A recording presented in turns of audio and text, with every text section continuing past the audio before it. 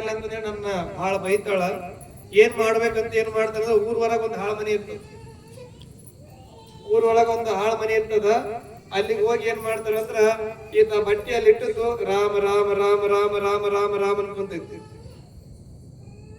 ಕಬೀರದಾಸ ರಾಮ ರಾಮ ರಾಮ ರಾಮ ಅನ್ಕೊಂತಿರೋದನ್ನ ನೋಡಿ ಅವಾಗ ಪರಮಾತ್ಮ ಪರೀಕ್ಷೆ ಮಾಡ್ಬೇಕಂತ ರಾಮದೇವರು ಒಬ್ಬ ಬಡ ಬ್ರಾಹ್ಮಣನ ವೇಷದಲ್ಲಿ ಬರ್ತಾರೆ. ಬಂದು ಯಪ್ಪ ನನಗೆ ಉಟ್ಕೊಳಕ್ ಬಟ್ಟೆ ಇಲ್ಲ, ಬಟ್ಟೆ ಕೊಡೋ ಮರ ಅಂತ ಕೇಳ್ತಾರೆ. ಯಾರನ್ನ? ಈ ಕಬೀರದಾಸ. ಉಟ್ಕೊಳಕ್ ಬಟ್ಟೆ ಇಲ್ಲ, ಬಟ್ಟೆ ಕೊಡಪ್ಪ ಅಂತ ಕೇಳಿದಾಗ ಕಬೀರದಾಸ ಏನ್ ಮಾಡ್ತಾನೆ, ಆ ರೇಷ್ಮೆ ಏನ್ ಬಟ್ಟೆ ಭಗವಂತ ನೇದಿದ್ನಲ್ಲ ಅದನ್ನ ಅರ್ಧ ಬಿಡ್ತಾನೆ, 2 ಹೋಳು ಮಾಡ್ಕೊಂಡು ಅರ್ಧ 2 ಭಾಗ ಮಾಡಿ, ಒಂದು ಭಾಗ ಆ ಬ್ರಾಹ್ಮಣನ ವೇಷದಲ್ಲಿ ಏನು ಭಗವಂತ ಬಂದಿದ್ನಲ್ಲ ಅದನ್ನ ಕೊಟ್ಟು ಕಳಿಸ್ಬಿಡ್ತಾನೆ, ತಗೊಂಡೋಗ್ರಿ. ಕೃಷ್ಣ ಕೃಷ್ಣ ಕೃಷ್ಣ.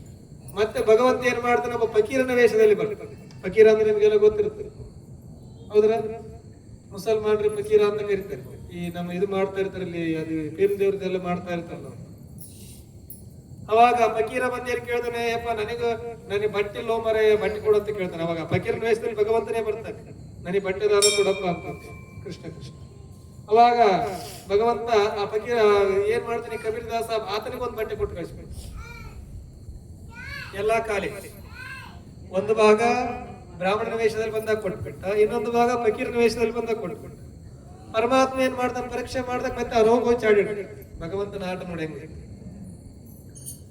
ಯಾರಿಗೆ? ಕಬೀರದಾಸ್ ನೀತಿಗೆ ಹೋಗಿ ಹೇಳ್ತಾನೆ ಶ್ರೀರಾಮ ದೇವರು. ಭಗವಂತ ಏನ್ ಮಾಡ್ತಾನೆ, ಮತ್ತೆ ಒಬ್ಬ ಫಕೀರನ ವೇಷದಲ್ಲಿ ಹೋಗಿ, ಯವ್ವ ನಿನ್ನ ಮಗನ ಬಟ್ಟಿ ಮಾರ್ಕೊಂಡು ಬಾ ಅಂತ ಕಳಿಸಿ ನಿನ್ ಸೆತ್ತಿಗೆ.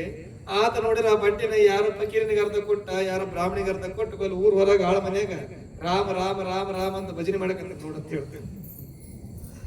ಈ ಸಿಟ್ಟು ಹಚ್ಚಿ ಬಿಡ್ತೀನಿ, ಎತ್ತ ಉಳ್ಳಾಳದ ಮುಟ್ಟಾಳದನ್ನ ಮಾರ್ಕೊಂಡು ಬಾ ಅಂತ ಹೇಳಿ ಯಾರಿಗ ಭಿಕ್ಷಾ ಕೊಟ್ಟು ಬಂದ ನೋಡಿ ಇವನಂತಂದೇಳಿ ಸಿಟ್ಟಿಗೆ ಬೈಕೊಂತ ಒಂದು ಅಲ್ಲಿ ಹೋಗ್ಬೇಕಾರ ಒಂದು ಯಾವ್ದೋ ಒಂದು ಹಸಿ ಜೋಳಿ ಸಿಕ್ಬಿಡ್ತು ಕೈಯಾಗ.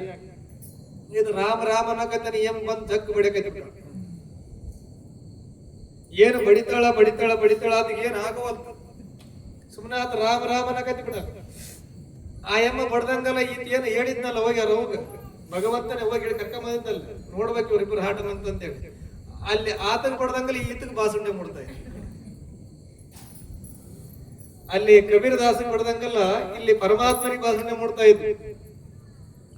ಅವಾಗ ಹೇಳ್ತಾನೆ ಪರಮಾತ್ಮ, ಯವ್ವ ಸಾಕ್ ಬಿಡಬಿ ಬಡಿಯೋದು, ಇನ್ನು ಬಡಿಯೋದ್ ಸಾಕು, ಬಡಿ ಬಾಡಿವ ನೀನ್ ಬಡ್ದಲ್ಲ ಹೊಡ್ತೇನೆ, ಆತಗೇನ್ ಬಿದ್ದಿಲ್ಲ, ಇಲ್ಲಿ ನನ್ನ ಮೈಗೆ ಹೆಂಗ್ ಕಾಣ್ತಾವಿಲ್ಲ ತೋರಿಸ.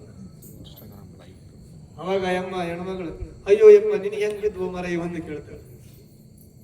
ಅವಾಗ ಭಗವಂತ ಸಾಕ್ಷಾತ್ ಶ್ರೀರಾಮ ದೇವರ ರೂಪವನ್ನ ತೋರಿಸ್ತಾನೆ. ಅವರಿಬ್ಬರಿಗೆ ತೋರಿಸಿ ಹೇಳ್ತಾನೆ, ನಿನ್ ಮಗ ಭಗವಂತನ ಗುಣಗಾನ ಮಾಡುವುದಕ್ಕಾಗಿ ಬಂದಿದ್ದಾನೆ, ಹರಿಭಕ್ತಿ ಸಾರವನ್ನ ಜಗತ್ತಿಗೆ ಸಾರುವುದಕ್ಕಾಗಿ ಬಂದಿದ್ದಾನೆ, ಜಾತಿ ಧರ್ಮವನ್ನ ಮೀರಿ ಭಗವಂತನ ಭಕ್ತಿಯನ್ನು ಜಗತ್ತಿಗೆ ತೋರಿಸುವುದಕ್ಕಾಗಿ ಬಂದಿದ್ದಾನೆ. ಇವನು ದೊಡ್ಡ ಪರಮಾತ್ಮನ ಭಕ್ತನಾಗಿ ಜಗತ್ತಿನಲ್ಲಿ ಇದನ್ನ ಹೆಸರು ಅಜರಾಮರವಾಗಿ ಉಳಿತದ ಅಂತಂದೇಳಿ ಭಗವಂತ ಆಶೀರ್ವಾದವನ್ನು ಮಾಡಿ ಹೋಗ್ತಾನೆ. ಅಲ್ಲಿಂದ ಕಬೀರದಾಸರ ಮನೆಯಲ್ಲಿ ಎಲ್ಲರೂ ಕೂಡ ರಾಮ ಭಜನೆಯನ್ನು ಮಾಡ್ತಾರೆ. ಇದಕ್ಕೆ ಯಾವ ಜಾತಿನೂ ಇಲ್ಲ, ಯಾವ ಧರ್ಮನೂ ಇಲ್ಲ. ಭಗವಂತನ ಭಜನೆ ಮಾಡೋದಕ್ಕೆ, ಸಂಕೀರ್ತನೆ ಮಾಡೋದಕ್ಕೆ.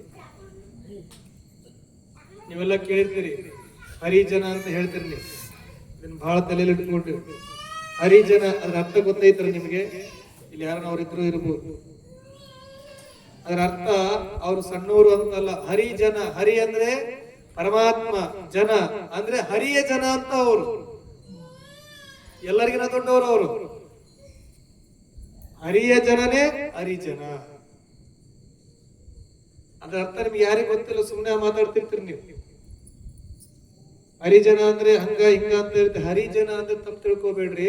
ಹರಿಜನ ಅಂದ್ರೆ ಹರಿಯ ಜನ ಅಂದ್ರೆ ಸಾಕ್ಷಾತ್ ಪರಮಾತ್ಮನ ಜನಗಳಂತವ್ರು, ಆ ಭಗವಂತನಿಂದನೇ ಜಗತ್ತಿಗೆ ಬಂದಿರ್ತಕ್ಕಂಥವ್ರಂತ.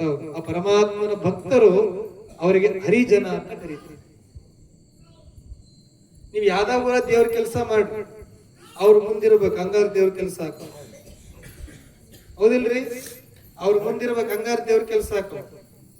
ಅವ್ರಿಲ್ಲ ಅಂದ್ರೆ ಮತ್ತೆ ಯಾವ್ದಾರ ದೇವ್ರ ಗುಡಿ ಬಿಟ್ಟು ಹೊರಗೆ ಬರ್ಲಿ ಮತ್ತೆ ನೋಡೋಣ. ನಮ್ಮ ಮಠದಾಗ ಬೆಳಗ್ಗೆ ದೇವ್ರ ಹನುಮಪ್ಪ ಹೊರಗೆ ಬರ್ಬೇಕಂದ್ರೆ ಭಕ್ತರೆಲ್ಲ ಬಂದು ಕಾಯ್ತಿರ್ತಾರೆ. ಅವ್ರು ಬಂದು ಹಲಿಗೆ ಬಿಡಿದ್ರೆ ಅವ್ನ ಎದ್ದು ಬರೋದಿಲ್ಲ. ಹೌದಿಲ್ರಿ? ಅದಕ್ಕಾಗಿ ಅವ್ರನ್ನ ಹರಿಜನ ಅಂತ ಕರೀತಾರೆ. ಅಂದ್ರೆ ಹರಿಯ ಜನ. ಕೃಷ್ಣ ಕೃಷ್ಣ ಕೃಷ್ಣ. ಅದನ್ನ ಅರ್ಥ ಮಾಡ್ಕೋಬೇಕು ನಾವು. ಸುಮ್ನೆ ಅದಕ್ಕೆ ಏನಾದ್ರು ಹೆಸರು ಕೊಟ್ಕೊಂಡ್ಬಿಟ್ಟದೆ, ಅವೆಲ್ಲ ತಪ್ಪು ಕಲ್ಪನೆಗಳವೆಲ್ಲ, ಸುಳ್ಳು. ಅದೆಲ್ಲ ಅವರ ಮೂಲ ಹೆಸರು ಬಂದು ಹರಿಜನ. ಹರಿಜನ ಅಂದ್ರೆ ಹರಿಯ ಜನ. ಇದನ್ನ ಈಗ ಎಲ್ಲರಿಗೂ ಹೇಳ್ರಿ. ತಪ್ಪು ಕಲ್ಪನೆಯನ್ನ ಮಾಡಬಾರದು, ಮೌಢ್ಯತೆ ಒಳಗಡೆ ಹೋಗಬಾರದು. ಎಲ್ಲರೂ ಕೂಡ ಭಗವಂತನ ಭಕ್ತರೇ ಅಂತಂದೇಳಿ ಬದುಕಬೇಕು. ನಾನು ಆ ಜಾತಿ, ನಾನು ಈ ಜಾತಿ, ನಾನು ಆ ಧರ್ಮ, ಈ ಧರ್ಮ. ಯಾವ ಧರ್ಮ ಐತ್ರಿ? ಮನುಷ್ಯನಿಗೆ ಮನುಷ್ಯತ್ವನೇ ಇಲ್ಲ ಅಂದ್ರೆ ನೀನ್ ಯಾವ ಧರ್ಮದಲ್ಲಿ ಹುಟ್ಟಿ ತಗೊಂಡು ಏನ್ ಮಾಡ್ತೀಯ? ಧರ್ಮ ಮುಖ್ಯ ಅಲ್ಲ, ಇಲ್ಲಿ ಮನುಷ್ಯತ್ವ ಬಹಳ ಮುಖ್ಯ.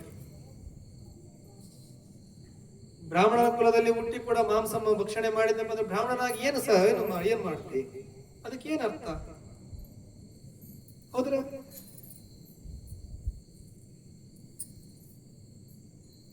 ಅದನ್ನ ಅರ್ಥ ಮಾಡ್ಕೋಬೇಕು. ನಮ್ಮಲ್ಲಿ ಯಾವಾಗ ಸಾತ್ವಿಕ ಗುಣಗಳು ಬರ್ತಾವೋ, ಯಾವಾಗ ನಮಗೆ ಒಳ್ಳೆಗಳ ಯೋಚನೆಗಳು ಬರ್ತಾವೋ, ಯಾವಾಗ ನಾವು ಭಗವಂತನ ಪಾರಾಯಣವನ್ನ ಮಾಡ್ತೀವಿ, ಅವಾಗ ನಾವೆಲ್ಲರೂ ಕೂಡ ಭಗವಂತನಿಗೆ ದಾಸರಾಗ್ತೀವಿ, ಒಬ್ಬ ಒಳ್ಳೆ ವ್ಯಕ್ತಿಗಳಾಗ್ತೀವಿ, ಒಬ್ಬ ಶ್ರೇಷ್ಠ ವ್ಯಕ್ತಿಗಳಾಗ್ತೀವಿ. ಬ್ರಾಹ್ಮಣನ ಕುಲದಲ್ಲಿ ಹುಟ್ಟಿದವನು ಬ್ರಾಹ್ಮಣನಲ್ಲ, ಬ್ರಹ್ಮ ವಿದ್ಯೆಯನ್ನು ಕಲಿತವನು ಬ್ರಾಹ್ಮಣ. ಇದು ಬಹಳ ತಲೆಗೆ. ನಾ ಬ್ರಾಹ್ಮಣನ ಕುಲದಲ್ಲಿ ಹುಟ್ಟಿನಪ್ಪ, ನಾ ಬ್ರಾಹ್ಮಣ ಅಲ್ಲ. ಅದರ ಮೂಲ ಅರ್ಥ ಬಂದು ಬ್ರಹ್ಮ ವಿದ್ಯೆಯನ್ನು ಯಾರು ಕಲಿತಿರ್ತಾರೋ ಅವನು ಬ್ರಾಹ್ಮಣ. ವಿಶ್ವಾಮಿತ್ರರು ಹುಟ್ಟಿರ್ತಕ್ಕಂಥ ಕ್ಷತ್ರಿಯ ಕುಲದಲ್ಲಿ ಹುಟ್ಟಿರ್ತಕ್ಕಂಥವ್ರು ಅವರು ವಿಶ್ವಾಮಿತ್ರರು. ಅವ್ರು ಮಹರ್ಷಿಗಳಾಗ್ಲಿಲ್ವಾ? ಯಾವುದರಿಂದ? ಅವರು ವಿದ್ಯೆಯನ್ನು ಕಲಿತರು, ತಪಸ್ಸನ್ನು ಮಾಡಿದರು. ಹಾಗಾಗಿ ಅವರು ಮಹರ್ಷಿಗಳ. ನಾವು ಆ ಕುಲದಾಗ ಹುಟ್ಟಿವಿ, ಇದರಲ್ಲಿ ಅವೆಲ್ಲ ಬೇಡ. ಯಾರು ನೀವು ವಿದ್ಯೆಯನ್ನು ಕಲಿತಿರೋ, ಯಾರು ಆ ಬ್ರಹ್ಮ ವಿದ್ಯೆಯನ್ನು ಕಲಿತರು, ಅವರು ಬ್ರಾಹ್ಮಣ.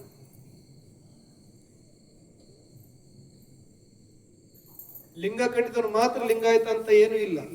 ಯಾರು ಲಿಂಗವನ್ನು ಧರಿಸಿ ಲಿಂಗದೊಳ ಜಗವನ್ನು ಕಂಡು ಲಿಂಗ ಪೂಜೆಯನ್ನು ಮಾಡ್ತಾನೆ ಅವನು ಕೂಡ ಲಿಂಗಾಯತನೇ.